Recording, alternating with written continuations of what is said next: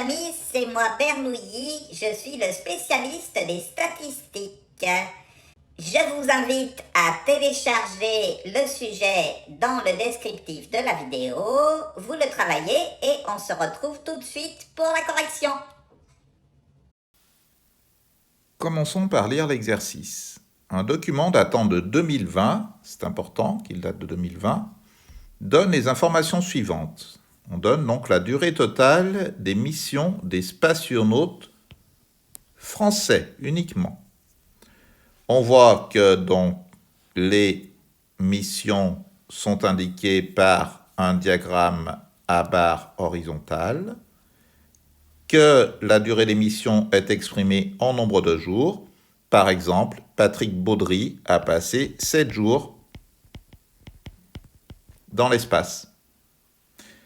En 2021, Thomas Pesquet a effectué une deuxième mission de 199 jours. L'objectif des deux questions suivantes est de mettre à jour les données du document.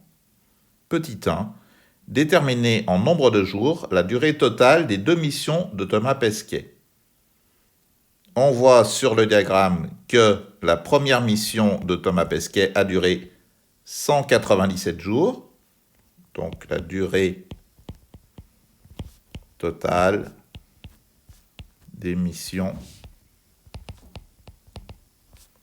de Thomas Pesquet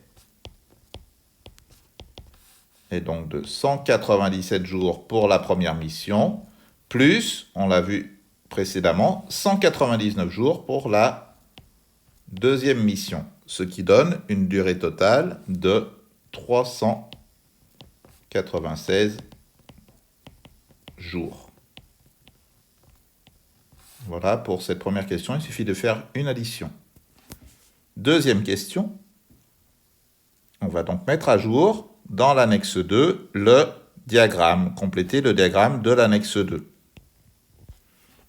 On va donc chercher l'annexe 2 sur le sujet du brevet.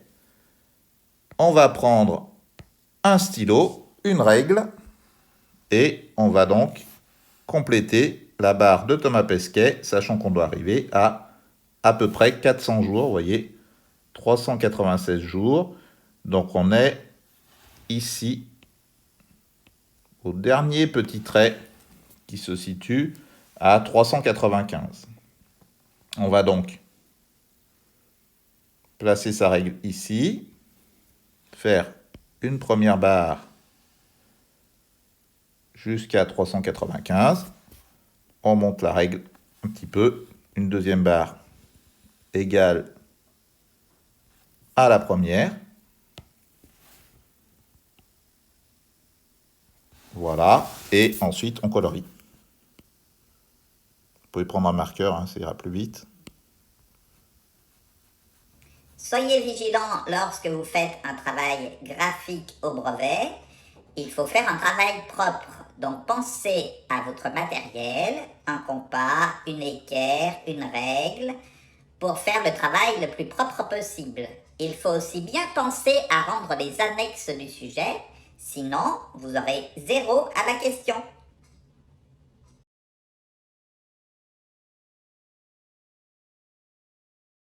Voilà, environ à 396, hein, un petit peu en dessous de 400. Le diagramme est mis à jour. Troisième question. Un journaliste affirme que Thomas Pesquet a passé dans l'espace plus de 40% de la durée totale des missions des spationautes français. Donc plus de 40%, toujours mettre en évidence les données chiffrées des questions, de la durée totale des missions des spationautes français. Il faut donc, pour répondre à cette question, vérifier l'affirmation du journaliste, calculer déjà la durée totale des missions des spationautes français. Donc on a ici 396 pour Thomas Pesquet. Donc la durée totale des missions, on va faire une grosse addition et on va prendre la somme de la durée de l'ensemble des missions des spationautes français. Donc, on fait 7 plus 14 plus 17 plus 19 plus 26 plus 28 plus 44 plus 69 plus 396, ne l'oubliez pas, plus 210. Et on regarde combien ça fait. 7 plus 14, plus 17, plus 19, plus 26, plus 28, plus 44, détaillez bien vos calculs, plus 69, plus 396, plus 210. Ça nous fait une durée totale de 830 jours.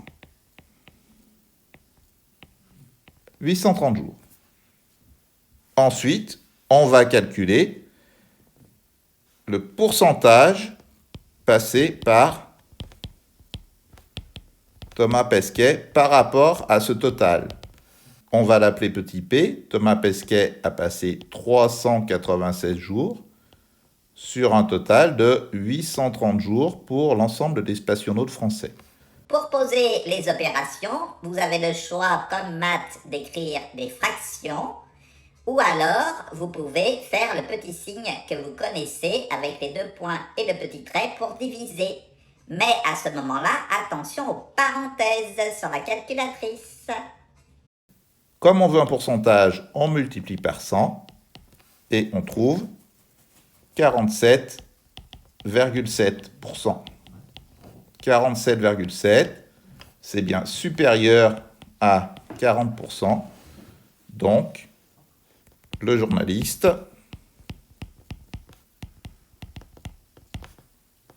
a raison dans son affirmation. Voilà pour ce court exercice de statistique. C'est terminé pour cet exercice de statistique. J'espère que vous avez bien réussi. On se retrouve bientôt pour une prochaine vidéo. Salut!